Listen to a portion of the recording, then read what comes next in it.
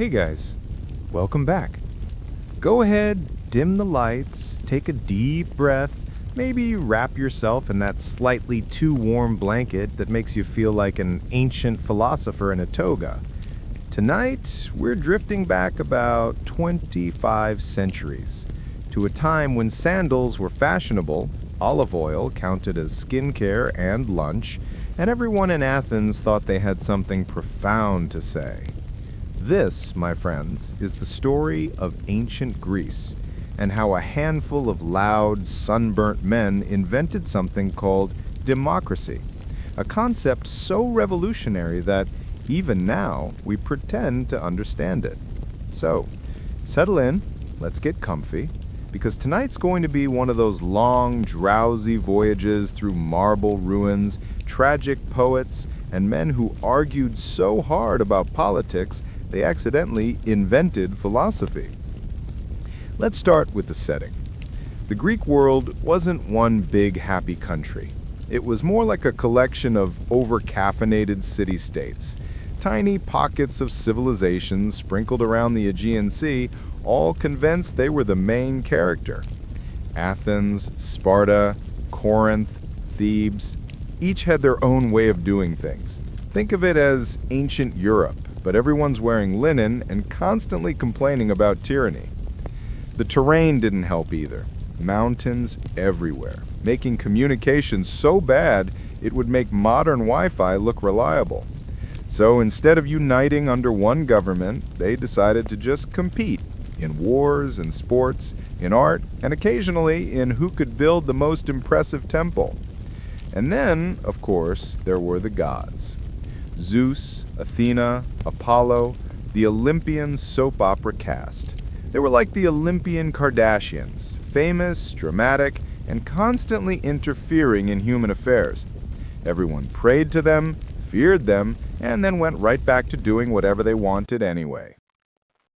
But we're not here for gods tonight. We're here for people, real ones, and specifically for the strange moment in human history when a group of Athenians looked around and said, hey, what if everyone had a say in government? Now, let's be clear. By everyone, they meant men who owned property and weren't slaves, which is like saying we're all equal and then adding a 12-page list of exceptions. But still, it was a start. The roots of this idea, this democracy, go back to a man named Solon. Born around 630 BCE, Solon was what you might call a wise reformer, or, as we'd describe him today, that one person in the group chat who keeps trying to make rules for everything. Athens at the time was a mess. The rich had everything, the poor had debts, and the middle class had resentment. Always a dangerous mix. So Solon, being the wise middle ground type, decided to fix it all. He banned debt slavery, reorganized political power, and, in a move that sounds suspiciously modern, created a council so that laws couldn't just be written by the wealthiest citizens. Basically, he turned Athens from a chaotic playground for aristocrats into a chaotic playground for slightly more people. People loved him for it. Then they hated him for it. Then they couldn't decide, so they just argued endlessly about whether he was too radical or not radical enough. So Solon did what any exhausted politician would do. He left the city for 10 years and told them not to change anything until he got back, which of course they immediately did. Enter Pisistratus, the first of Athens' many, I swear I'm not a tyrant, tyrants. He was charming, rich, and excellent at pretending to care about ordinary citizens. He seized power 3 separate times, each more creative than the last. On one occasion, he literally staged his return to Athens by riding in a chariot beside a tall woman dressed as the goddess Athena. He told everyone the goddess herself had personally chosen him to rule. And the people said, yeah, seems legit. That's the thing about ancient Athens. For a city full of philosophers, they were surprisingly easy to fool with good theater. Pisistratus, to his credit, wasn't the worst. He encouraged trade, built temples, and patronized poets. His rule was stable, peaceful, and very shiny, the kind of tyranny that makes people nostalgic later. When he died, his sons took over, and Athens slid back into the classic Greek pastime, political chaos. But every story needs a hero, or at least someone historians later pretend was one, and that was Cleisthenes. Cleisthenes came from one of those tangled noble families that probably needed a family tree shaped like a circle. He's the man most credited with turning Athens into an actual democracy around 508 BCE. His idea was simple: divide the citizens into 10 tribes based not on family or wealth, but geography. Mix the rich and poor, city and countryside. Force them to work together whether they liked it or not. He created a council of 500 citizens chosen by lot, basically political roulette, so no one could hog power. And just like that, democracy was born. Or, well, something like democracy. Because while it sounds noble, the system mostly worked by forcing people to argue in public, a lot. Imagine 6,000 Athenian men shouting about taxes in an open square, each convinced they were a genius. That was democracy. It was loud, messy, and incredibly inefficient, which weirdly enough made it fair. Now, you can't talk about ancient Athens without mentioning Sparta, Athens' grim, muscular cousin who lived just down the Peloponnesian Peninsula and never smiled. Sparta was the exact opposite of Athens. Where Athenians built theaters, Spartans built abs. Where Athens debated, Sparta obeyed. Their entire society revolved around discipline, war, and not using doors unless absolutely necessary. From the age of 7, Spartan boys were taken from their families and trained to be soldiers, sleeping outdoors, stealing food, and learning not to cry. It worked terrifyingly well. For centuries, nobody wanted to mess with Sparta. And while Athens was busy inventing democracy, the Spartans were perfecting oligarchy, ruled by the few, preferably the buff few. But back in Athens, something was happening that would outlast every army and every empire that followed. A cultural explosion. Philosophy, art, architecture, and drama. The golden age of Greece, a time when they built the Parthenon, debated ethics in the marketplace, and produced so many brilliant thinkers that modern universities are still trying to catch up. At the center of it all was Pericles, the ultimate Athenian statesman. He looked like the kind of man who'd assign homework during a festival, calm, intelligent, and very serious about democracy. Under his rule, Athens flourished. Temples rose, artists thrived, and public life became almost theatrical.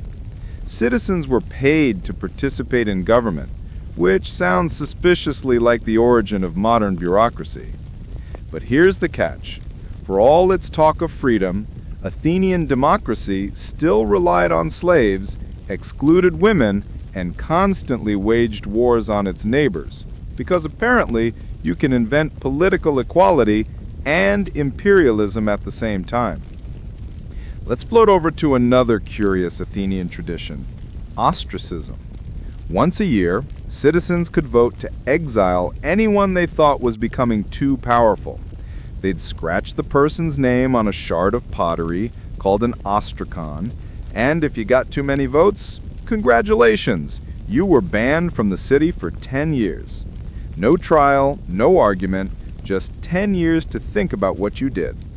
It was like cancel culture, but slower and with more sandals. Of course, democracy didn't make Athens peaceful. They were constantly fighting, with Persia, with Sparta, and occasionally with themselves. The Persian Wars came first, when a massive empire decided to punish a few annoying Greek cities that refused to pay taxes. Athens led the resistance, and against all odds, they won. They turned that victory into a full-blown cultural ego trip, the kind that lasts centuries. They built monuments, wrote plays, and decided they were clearly the chosen people of rational thought. Then came the Peloponnesian War, Athens versus Sparta. It dragged on for decades, draining everyone's resources and patience. When it finally ended, Athens was defeated, its democracy weakened, and its glory days dimmed like the last candle at a symposium. But the idea of democracy, that fragile, noisy, imperfect experiment, didn't die. It just waited. As the centuries rolled on, Greek philosophy began asking deeper questions. Socrates, Plato, Aristotle, three men who spent their lives talking about justice, virtue, and the meaning of being human. Each had students, each annoyed the authorities, and each would accidentally shape Western thought for millennia. Socrates, the grumpy gadfly, Part 2. So we've wandered through the dusty streets of Athens, watched democracy stumble to its feet, and seen it promptly trip over its own sandals. Now let's lie back, metaphorically speaking, and let the real talkers take over, the philosophers. Because, honestly, ancient Greece had more philosophers than it had olive trees, and they all thought they were right. But among the chorus of self-proclaimed geniuses, three names still whisper through time: Socrates, Plato, and Aristotle. They didn't invent wisdom, but they certainly trademarked it. Let's start with Socrates, the original overthinker. Born around 470 BCE, he didn't look like the man you'd expect to reshape human thought. He was short, stocky, barefoot most of the time, and described by one contemporary as ugly but fascinating, which, to be fair, could describe most modern podcasters. Socrates didn't write anything down. He just talked, endlessly. He'd wander the streets of Athens, asking strangers bizarre questions like, "What is justice?" or "How do you know what you know?" And because Athenians loved to argue, they'd answer, "Bad idea." Socrates would then calmly dismantle every word they said until they realized they didn't actually know what they were talking about. It was like intellectual jujitsu. He called it the Socratic method. Everyone else called it deeply annoying. Now, to understand Socrates, you have to imagine him as a man allergic to easy answers. He didn't believe in writing grand theories or speeches. He believed in constant questioning, the slow, painful process of making people realize how little they knew. His friends admired him. The government, not so much. See, Athens, after the Peloponnesian War, was tired, paranoid, and politically fragile. So when a barefoot philosopher started wandering around telling young people to question authority, it didn't exactly go over well. Eventually, he was charged with corrupting the youth and impiety, basically being too philosophical for comfort. At his trial, he had the option to apologize and go home. Instead, he gave a long speech about how he was actually a gift from the gods sent to make Athens wiser, which, as you might guess, didn't help. He was sentenced to death by drinking hemlock, and in one of history's calmest goodbyes, he spent his final hours discussing the immortality of the soul, drank the poison, and quietly died. Because, of course he did. He was Socrates. He'd rather philosophize himself to death than admit defeat. Enter Plato, Socrates' student, fanboy, and future literary powerhouse. Plato was born rich, educated, and idealistic, which in ancient Greece meant very opinionated. When Socrates was executed, Plato was horrified. He left Athens for a while, probably muttering something about how democracy was just mob rule with extra steps. When he returned, he decided to do what every grieving intellectual does, found a school. He called it the Academy, and yes, that's where the word academy still comes from. His students gathered in olive groves to debate ideas, wearing robes and trying not to fall asleep mid-dialogue. Plato loved writing dialogues, little philosophical plays featuring his late teacher Socrates as the wise main character. It was his way of keeping Socrates alive and also of making sure Socrates always won every argument. Now, Plato had big ideas, like really big. He believed the world we see, the physical one with broken pottery and noisy markets, wasn't real reality. The true world, he said, was made of perfect, eternal forms. For example, every chair in the world is an imperfect copy of the idea of chairness.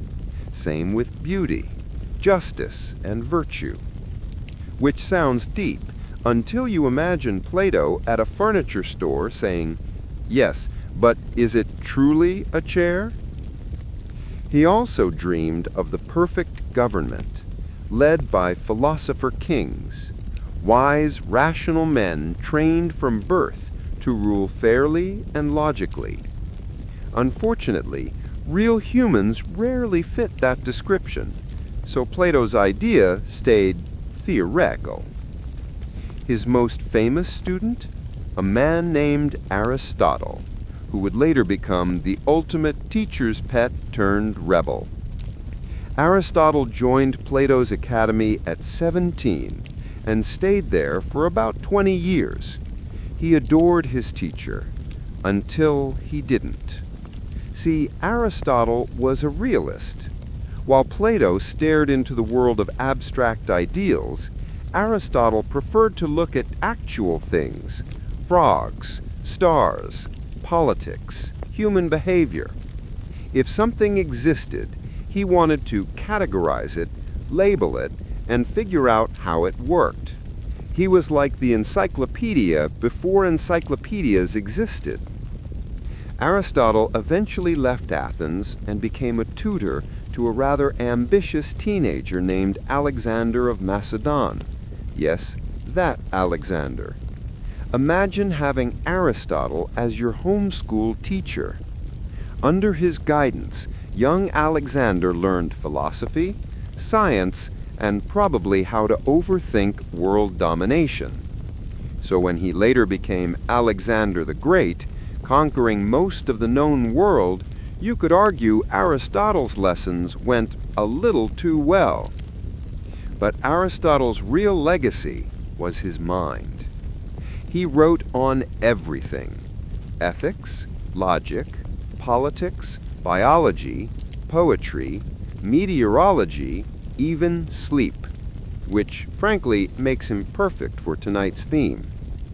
His philosophy was all about balance. Too much courage becomes recklessness. Too little becomes cowardice. The key was always the golden mean, moderation. He believed happiness came from virtue, and virtue came from practice. Not too exciting, not too extreme, just right. In other words, Aristotle would have been terrible on social media. Now, between these three thinkers, Western thought basically got its starter pack. Socrates gave us questions. Plato gave us ideals. Aristotle gave us logic. Together, they shaped the foundation for ethics, science, and politics. Ideas that would echo through Rome, through the Renaissance, and into modern universities where students still quote them to sound clever at parties. But what's interesting, and slightly funny, is how different they all were. Socrates wandered the streets barefoot. Plato dreamed of perfect worlds. Aristotle made lists about frogs. Yet somehow, all three believed in the same quiet miracle, that thinking mattered, that human beings could use reason to make sense of life, even if they disagreed on how to do it. Of course, Athens didn't stay the intellectual capital forever. As Greece fell under Macedonian and later Roman influence, its golden age dimmed into nostalgia. The philosophers faded into marble busts, their schools turned into ruins. But the words, those calm, questioning, endless circular words, survived. Monks copied them in the Middle Ages. Scholars rediscovered them during the Renaissance. And here we are, 2,400 years later, still quoting Socrates before coffee. Let's drift for a moment into that thought. Somewhere long ago, under the same stars we see tonight, a man like Socrates was pacing barefoot, asking, "What is good?" He didn't know he was shaping civilization. He was just trying to understand. And maybe in some quiet way, that's all philosophy ever was. Human beings trying to stay awake long enough to think about why they exist before gently falling asleep again. And now, as your eyes get heavier and the last flicker of candlelight fades from the marble walls of ancient Athens, we leave the philosophers to their endless debates. They'll keep talking. If you're still awake, congratulations. You've officially outlasted most of Alexander's soldiers. Tonight, we're gliding from philosophy to empire, from quiet debate to loud conquest. Because after all that thinking in Athens, someone was bound to say, "Okay, enough ideas. Let's go take over the world." And that someone was Alexander the Great. Now, Alexander wasn't born modestly. He came into the world in 356 BCE in the little kingdom of Macedon, a place the snobbier Greeks like to call the barbaric north. Think of it as the rural cousin of the Greek world. Fewer philosophers, more horses. His father, Philip II, was a brilliant strategist who basically turned Macedon into a scrappy hill tribe into a military powerhouse. He invented new battle formations, bullied most Greek city-states into submission, and was just getting started when, surprise, he was assassinated at a wedding. Because of course he was. No ancient king ever got to retire peacefully. So the crown passed to young Alexander, just 20 years old, already handsome, brilliant, and terrifyingly ambitious. He had been tutored by Aristotle himself, which meant he could discuss ethics and tactics while killing you. From the moment he put on that crown, Alexander decided that ruling Greece wasn't enough. He wanted everything. He wanted to go east into Persia, the biggest, richest empire in the world, because apparently sleep was for lesser mortals. Now Persia at the time was ruled by King Darius III, who probably thought this blonde upstart from the edge of Greece wasn't much of a threat. Big mistake. Alexander marched his army of about 40,000 men straight into Asia Minor, moving with ridiculous speed and confidence. He fought his first major battle at the Granicus River, and, spoiler, he won. He almost died, but winning dramatically was kind of his thing. Then came the Battle of Issus, where Darius himself finally showed up. The Persians outnumbered Alexander massively, but he pulled off one of those clever flanking maneuvers military historians drool over, and Darius fled. Alexander captured his family, wife, mother, children, but treated them politely, because nothing says, "I'm civilized," like conquering someone's entire empire and then offering them dinner. Everywhere he went, Alexander founded new cities, most of them called Alexandria, because humility was not part of the curriculum. By the time he was done, there were over 20 of them scattered from Greece to India. It's like he wanted the ancient world to have no confusion about who their new landlord was. He made a point of adopting local customs, too. He married Persian women, wore Eastern robes, and encouraged his officers to do the same. It was part diplomacy, part cosplay. His soldiers, on the other hand, weren't thrilled. They'd signed up to conquer Persia, not to watch their general go full cultural fusion mode. But Alexander didn't care. He saw himself as a world ruler, not just a Greek one, and possibly a god while he was at it. Ah yes, the god complex. Every great conqueror gets one eventually. Alexander just got his early. At some point in Egypt, he visited the Oracle of Ammon at Siwa Oasis, a sacred desert shrine. The priests greeted him as the son of Zeus Ammon, and Alexander, instead of saying, "That's nice, but let's stay humble," decided to fully believe it. From then on, he expected people to bow. Even his old friends weren't exempt. One of them, Callisthenes, dared to refuse, saying Greeks bow to no man. So Alexander had him arrested, tortured, and killed. A bit of an overreaction, but what's divine ego without some light tyranny? Let's float for a moment to Babylon, one of Alexander's favorite cities. Imagine long avenues of palm trees, ziggurats gleaming in the desert sun, and an empire's worth of stolen gold just lying around. Alexander loved it. He planned to make it the capital of his new empire, a fusion of East and West, logic and legend. But his empire, like most ambitious dreams, came with logistics problems. He kept marching east into Bactria, Sogdia, and eventually India, each step further from home and sanity. His soldiers grew tired. They'd been on campaign for nearly a decade. They'd crossed deserts, mountains, rivers, and were still being told just one more conquest. At the Hypus River, somewhere near modern-day Punjab, they finally refused to go further. They were done. Even world domination has a point of exhaustion.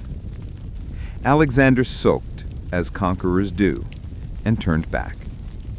Back in Babylon, he began to plan again, this time for an invasion of Arabia, because apparently retiring wasn't on the table. And then he got sick. Maybe malaria, maybe typhoid, maybe exhaustion. Maybe the universe just decided enough was enough. After days of fever, unable to speak, he died. He was 32 years old, and he'd conquered an empire stretching from Greece to India. When asked who should rule after him, he reportedly whispered, "To the strongest," which, frankly, is the most chaotic will in history. What followed was the political equivalent of a food fight. His generals, the Diadochi, immediately turned on each other. They carved up the empire like a buffet. Ptolemy took Egypt, Seleucus took Persia, Antigonus grabbed a chunk of Asia Minor, and within a few years, Alexander's unified empire was gone. Because of course it was. You can conquer the world, but you can't conquer human greed. Yet, oddly enough, Alexander's dream didn't completely die. His conquests had spread Greek culture, art, architecture, language across 3 continents. This new cultural blend became known as the Hellenistic world. Greek became the international language of trade and scholarship. Greek-style theaters popped up in distant cities. Sculptors in Egypt carved statues that looked suspiciously Athenian, and philosophers debated under palm trees. It was the ancient version of the internet, but quieter and slightly less toxic. Of course, being ancient, it eventually burned down, multiple times depending on which historian you ask. Each time, humanity collectively lost years of knowledge and probably a few decent poems. But still, The idea of preserving and sharing knowledge, that too came from this Hellenistic blend. Culturally, this was the age of almosts. Almost Greek, almost Eastern, almost stable. Kings with Greek names ruled Egyptian temples. Persian art met Greek realism. And for a brief shimmering moment, it all worked. Then Rome showed up. By the 2nd century BCE, the Romans, those practical, organized descendants of farmers, began swallowing up the remnants of Alexander's world. The Hellenistic kingdoms fought bravely, but fell one by one. Macedon, Syria, Egypt, all absorbed into the growing Roman machine. And yet, Rome didn't erase Greek culture. They copied it shamelessly. Greek gods got Latin names, Greek philosophy became Roman virtue, Greek art became Roman decor. Basically, Rome said, "Nice culture you got there. We'll take it."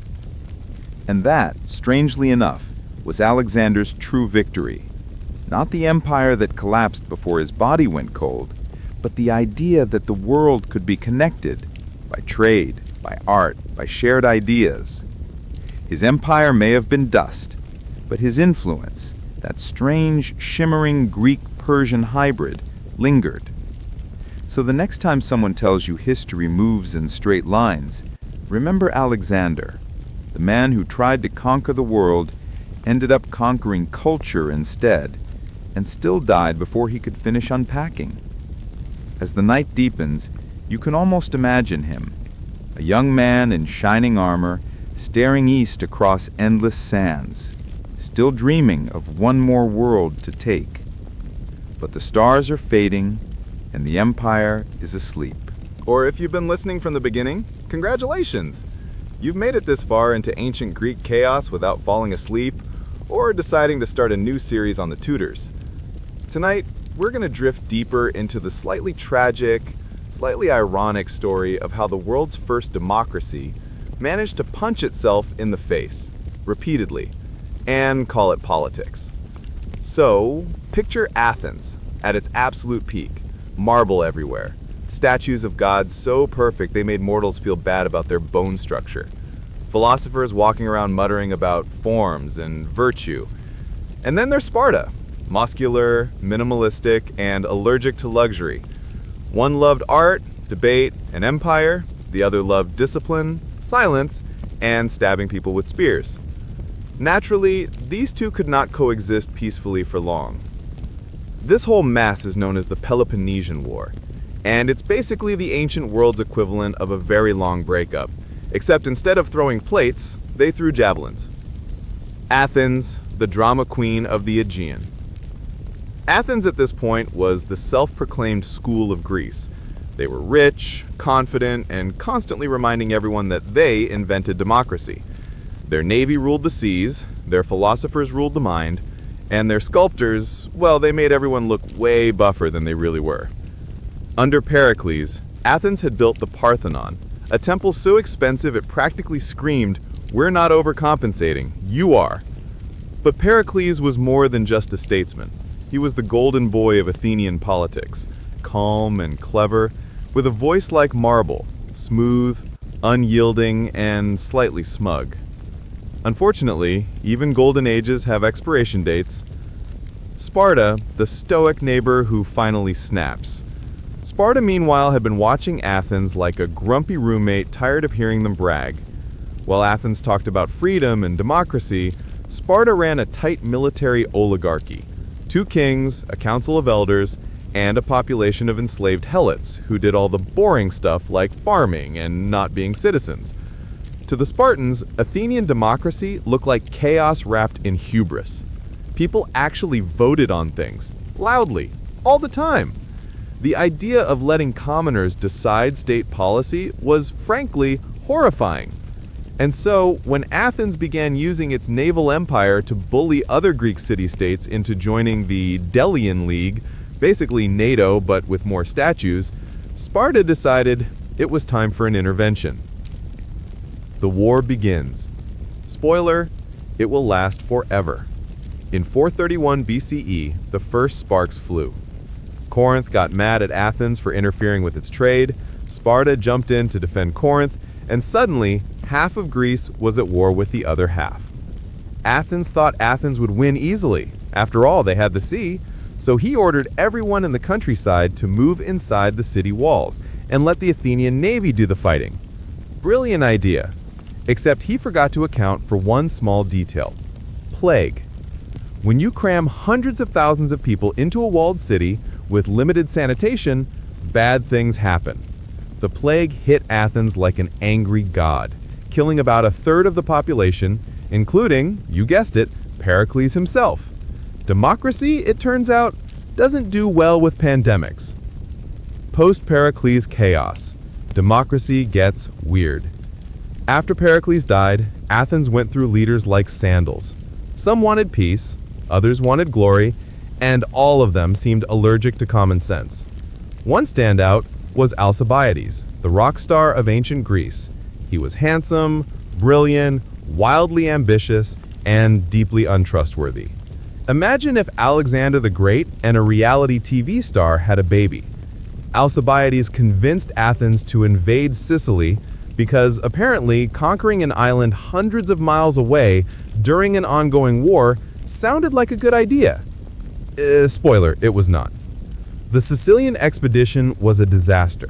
The Athenian fleet was destroyed, thousands of soldiers were killed or captured, and Alcibiades, well, he switched sides. Twice. He went from Athens to Sparta to Persia and back because loyalty was just another toga to him, easy to take off when it got uncomfortable. Sparta wins, sort of. Eventually, with Persian funding, because irony never sleeps, Sparta built a navy and crushed Athens in 404 BCE. The once great democracy surrendered, its walls torn down, and its empire gone. For a brief moment, Sparta ruled Greece, and immediately realized that running an empire required more spreadsheets and fewer abs. Their rigid system wasn't built for politics, it was built for war. Without a constant fight, Sparta started to decay, like a perfectly sculpted statue slowly cracking in the sun. Athens, meanwhile, licked its wounds and went back to doing what it did best: arguing. Enter the philosophers. Out of all this chaos emerged the thinkers who would define Western thought. Socrates, the original contrarian, wandered around asking people questions that made them doubt their existence. He annoyed everyone, including the politicians who eventually sentenced him to death. Then came Plato, Socrates' student, who decided democracy was too noisy and people were too dumb to govern themselves. His solution? Philosopher kings, basically wise nerds in charge. And then Aristotle, Plato's student, who thought his teacher was too idealistic and preferred more practical observations. Together, these three created the blueprint for modern philosophy, proving that sometimes history's most productive people emerge right after a colossal political failure. Democracy's midlife reflection. So, what did Athens actually achieve? They proved that ordinary citizens could govern, badly but with enthusiasm. They proved that free speech is wonderful, until everyone's shouting at once. And they showed that democracy isn't about being perfect, it's about constantly trying, failing, and trying again. In a way, the Peloponnesian War wasn't just a Greek tragedy, it was the world's first political midlife crisis. Athens looked at itself in the mirror and realized that idealism alone can't pay the bills or feed a navy. Let's drift from this scene of marble ruins and fading ideals and float toward a new chapter in the Greek story, when small city-states gave way to empires again under the shadow of a young man who wanted the world. If you've made it through the rise and fall of Athenian democracy without throwing your headphones across the room, congratulations! You've officially survived ancient Greece's group project phase. Tonight, we're floating into a new chapter. The world's about to get a lot bigger, shinier, and infinitely more exhausting, thanks to one man, Alexander the Great. Now, Alexander wasn't born humble. He was born in 356 BCE in Macedon, a kingdom up north that the proper Greeks liked to look down on. Macedonians were seen as semi-barbaric cousins with bad accents and better horses. But their king, Philip II, was ambitious enough to turn that insult into motivation. Philip trained his army into an unstoppable machine of spears, formations, and pure dad energy. And Alexander? He was Philip's son, and his mother, Olympias, was a priestess who possibly believed she was having divine dreams involving snakes. So from the start, this kid was raised on the idea that he might literally be part god. That's a lot of pressure before breakfast. Baby genius, teenage general. Young Alexander wasn't like other kids. While everyone else was chasing goats or practicing spear throwing, Alexander was getting private lessons from Aristotle.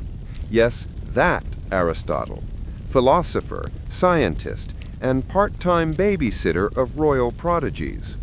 Imagine your tutor being the guy who invented logic. You spill your drink and he's like, "Ah, yes, a failure of practical reasoning." No fun at all.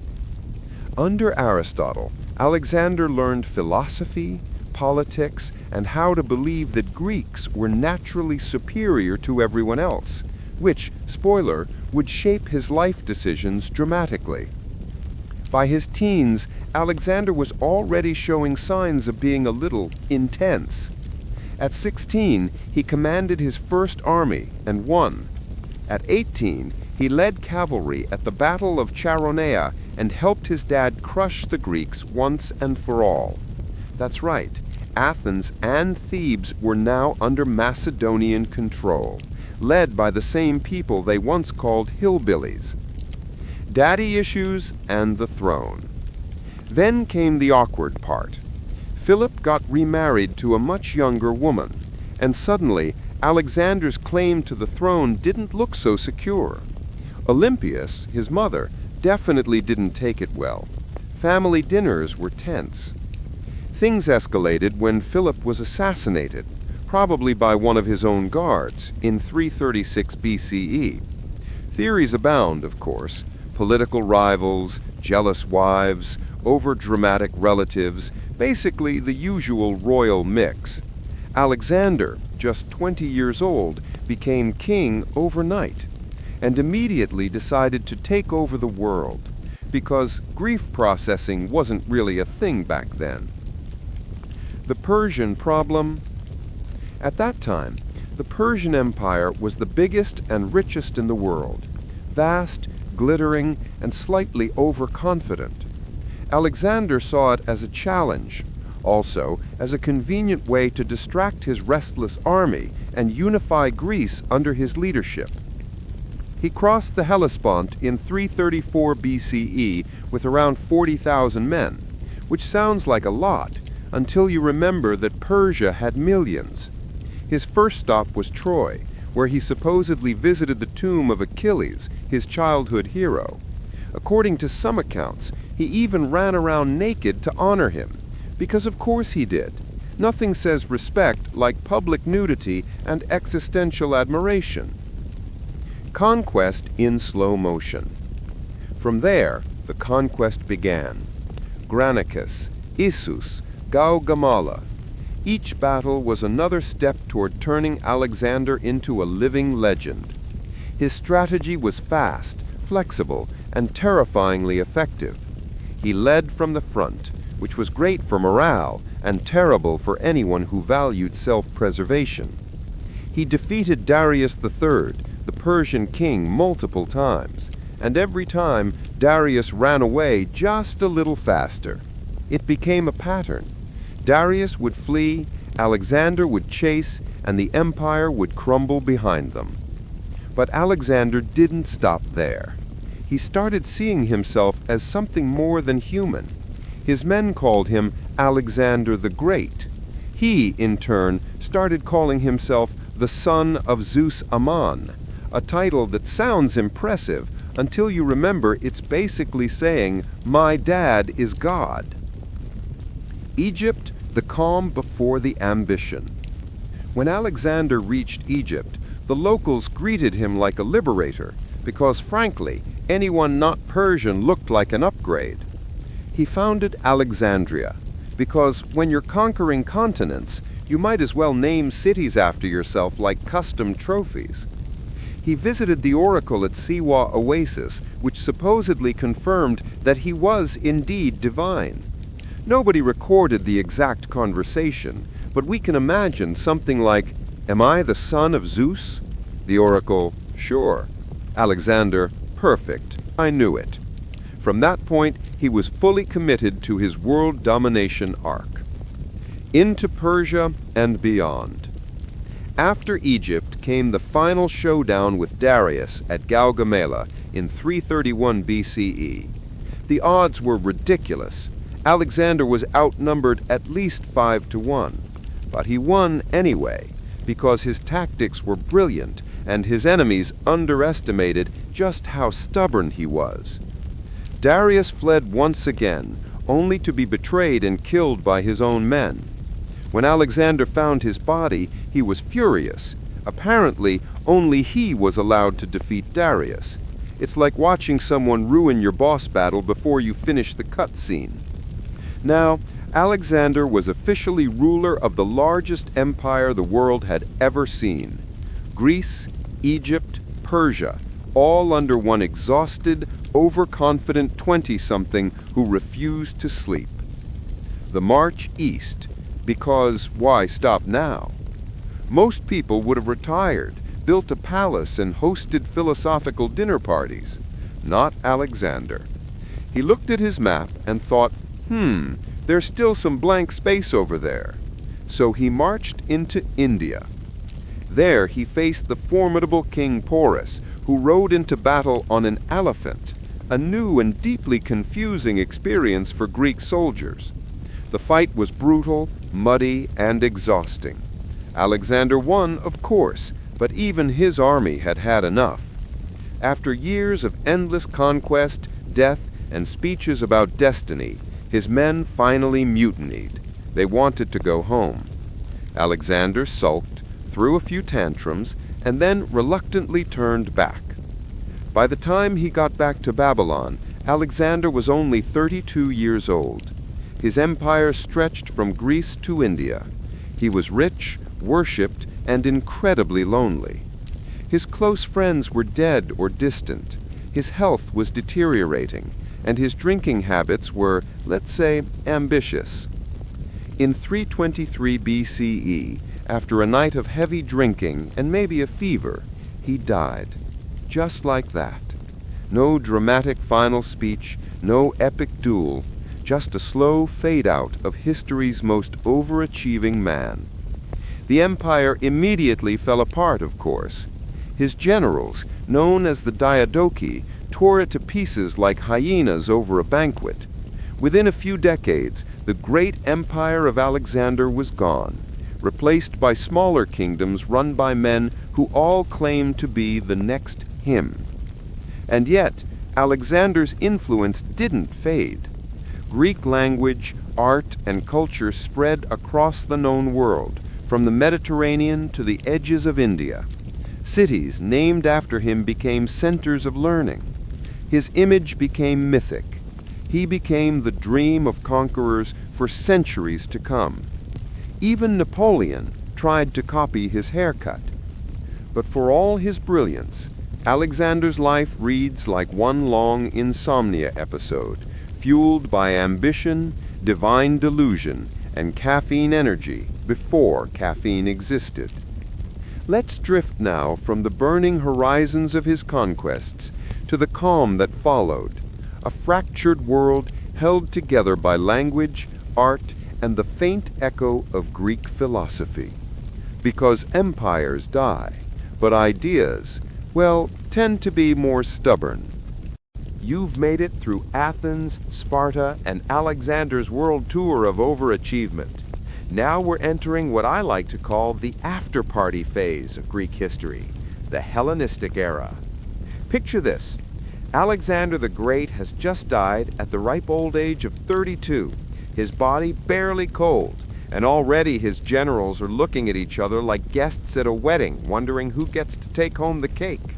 That's basically the Hellenistic period. Decades of people fighting over who got to inherit the empire, while still pretending they were keeping Alexander's dream alive. So, grab your metaphorical wine cup and get comfortable. The music's faded, the lights are dim, and the empire is about to break into stylish, philosophical chaos. The empire without its emperor. When Alexander died in 323 BCE, he left no clear heir, just a pregnant wife and a bunch of power-hungry generals. His last supposed words were, "to the strongest," which, if true, is possibly the most dramatic and least helpful will in history. The result? A political brawl known as the Wars of the Diadochi. Diadochi meaning successors, though ambitious backstabbers might be more accurate. These were the men who had marched with Alexander, and now they were carving up his empire like a giant buffet. Among the big names were Ptolemy, who took Egypt, Seleucus, who grabbed most of Asia, Antigonus, who wanted everything, and Cassander, who held Greece. Think of them as 4 ex-bandmates who each tried to start their own solo career, insisting that they were the true heirs to the original sound. And just like in every good breakup, the fighting never really stopped. Egypt, the Ptolemaic glow-up. Let's start in Egypt because honestly the Ptolemies had the best branding. Ptolemy I, Alexander's old general, decided to make himself pharaoh, because why not? He built a dynasty that would last nearly 300 years, blending Greek and Egyptian culture into something both weird and magnificent. He also built Alexandria, which became the intellectual capital of the ancient world. It had the Great Library, which stored everything from philosophy to botany, basically the ancient version of the internet, except it burned down a few times and didn't have cat videos. The Ptolemies were a fascinating mix of brilliance and dysfunction. They intermarried constantly, so much that by the time we get to Cleopatra VII, the last of the line, the family tree looked more like a pretzel. Cleopatra, of course, will get her own dramatic bedtime story another night. For now, just know that the Ptolemies were equal parts genius, scandal, and eyeliner. The Seleucid supercontinent. Meanwhile, Seleucus took control of the biggest slice of Alexander's empire, stretching from Turkey all the way to parts of India. His kingdom was enormous, multicultural, and wildly unstable. Governing it was like trying to moderate a group chat with thousands of people speaking different languages and nobody agreeing on the rules. Still, the Seleucids spread Greek culture far and wide, founding cities with names like Antioch and Seleucia, where gymnasiums, theaters, and temples sprang up in places that had never heard of Socrates. Greek art blended with Persian and Indian styles, creating hybrid statues that looked both familiar and strange, a visual reminder that empires may fall, but cultural mixing never stops. The Seleucids, though, had one consistent problem: geography. Their empire was so big, it basically came with a built-in expiration date. Over the next century, it would slowly crumble under pressure from local revolts, ambitious kings, and eventually, the unstoppable rise of Rome. Macedonia and Greece, the leftovers. Back in Greece, Cassander and his descendants held on to Macedon and the Greek heartlands. But let's be honest, after Alexander, everything felt like an encore no one really asked for. The Greek city-states were still around, still arguing, and still convinced they were the center of civilization, despite being constantly invaded by people with better armies and fewer philosophy degrees. The once proud democracy of Athens was now more like a nostalgic old man telling stories about the good old days of Pericles, while paying rent to whomever conquered them that decade. The Antigonid Balancing Act. In the middle of all this, the Antigonids, descendants of Antigonus, tried to hold on to a piece of the empire in Macedonia and Asia Minor. They were like that one relative who refuses to leave the party, insisting they're still in charge while everyone else is packing up the chairs. For a while, they actually managed it, kings like Antigonus II Gonatas, yes, that's really his name, and no, it doesn't mean what it sounds like, maintained control through diplomacy, decent governance, and a stubborn refusal to admit that the world had moved on. But history, as usual, was about to introduce a new character to ruin everyone's plans. Enter the Romans. While the Greek successors squabbled, another civilization was quietly leveling up across the sea: Rome. At first, the Greeks didn't take them seriously. They were just another Italian power with delusions of grandeur. But by the time the Hellenistic kings noticed, Rome had already become a disciplined war machine powered by bureaucracy and arrogance, two things the Greeks could respect but not replicate. Rome began inserting itself into Greek affairs like an uninvited guest who somehow ends up hosting the party. One by one, the Hellenistic kingdoms made alliances, fought wars, and eventually, well, lost. By 146 BCE, Greece had fallen. By 30 BCE, Egypt and Cleopatra had joined the list too. The Hellenistic era was officially over, and the world was now Roman. The legacy: Greece goes viral. And yet, even as the political map changed, Greek culture refused to die. Rome may have conquered Greece militarily, but Greece conquered Rome intellectually. Roman poets wrote in Greek meters. Roman architecture copied Greek temples. Roman gods were just Greek ones with Latin names. Even their philosophers were imported wholesale. By the time of the Roman Empire, being cultured basically meant pretending to be Greek. So yes, the Hellenistic world technically collapsed, but in spirit it lived on, embedded in the DNA of Western civilization. The slow fade out. As the centuries rolled by, the ruins of those once great cities, Alexandria, Antioch, Pergamum, remained as ghostly reminders of a time when the world briefly spoke one cultural language. Statues stood in the sun, libraries turned to ash, and somewhere between myth and memory, the echo of Alexander's dream still lingered. It's funny, really. For all their wars, conquests, and marble ambitions, the Greeks' greatest legacy wasn't their empire. It was their ideas, messy, idealistic, endlessly debatable ideas that we're still arguing about today. So, as the lamps burn low and the marble dust settles, we close the chapter on ancient Greece, a civilization that couldn't stop thinking, arguing, and conquering. Next time, we'll drift westward into the rising heart of another empire that borrowed Greece's brains but built something far bigger and far stranger.